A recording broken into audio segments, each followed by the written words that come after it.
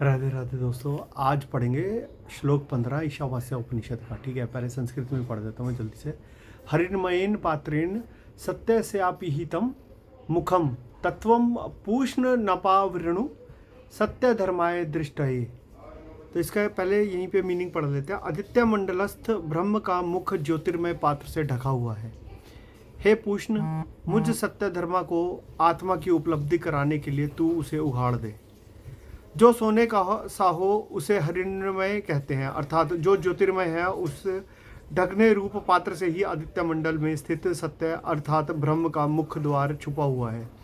हे पूष्ण, सत्य की उपासना करने के कारण जिसका सत्य ही धर्म है, ऐसा मैं सत्य धर्मा हूँ।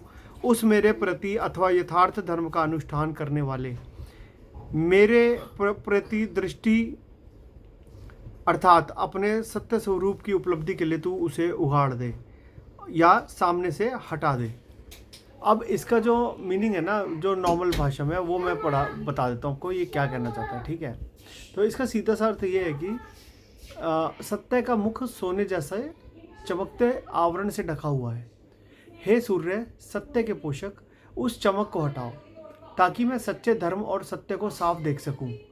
मतलब यहाँ पे बिल्कुल साफ है कि जो चमक रहा है, जो आकर्षक है और जो सफल दिखता है, वह जरूरी नहीं है कि वो सत्य भी हो। ठीक है, अक्सर चमक ही सत्य को ढक देती है। अब असली बात क्या है कि आज के युग में इसे कैसे अपनाया जाए। दिखावे और रियलिटी की दुनिया है आज के टाइम में। सोशल मीडिया की चमक स्टेटस दिखावा है, ये पैकेजेस, पोस्ट, फॉलोअर्स, ये सब दिखावा है। और ये श्लोक सीधा समझाता है कि जो बहुत चमक रहा है ना, वो अक्सर सच को ढक लेता है। कि लुक्स आर डिसीविंग। सच देखने के लिए ना दिखावे की परत हटानी पड़ेगी, तब आपको असलियत का पता चलेगा। करियर और सफलता की अगर बात करें तो हम लोग पद, पैसा, ब्रांड देखकर फैसले ले लेते हैं, पर एक्चुअल में क्या होता है कि नाम नहीं, काम का अर्थ होता है। और ईमानदारी देखो, चमक से ना प्रभावित नहीं होना चाहिए, आपको सत्य देखने की कोशिश करनी चाहिए। Read between the lines. ठीक है, और स्टाइल ओवर सब्सटेंस आप कई लोगों में आप देखते हो, तो वो नहीं होना चाहिए। और रिश्तों में लोग अच्छे शब्द तो बोलते हैं, अच्छी तस्वीर भी दिखाते हैं, पर अंदर से अच्छे नहीं होते।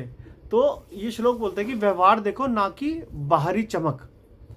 ठीक है, उसके बाद है कि अगर आप खुद के भीतर सबसे ज़्यादा चमक, हमें जो खुद के अंदर जो अहंकार होता है ना, वो हमें चढ़ा देता है। मतलब दिमाग हमारा घूम जाता है और मैं बोलता हूँ कि मैं सही हूँ, मैं ही जानता हूँ।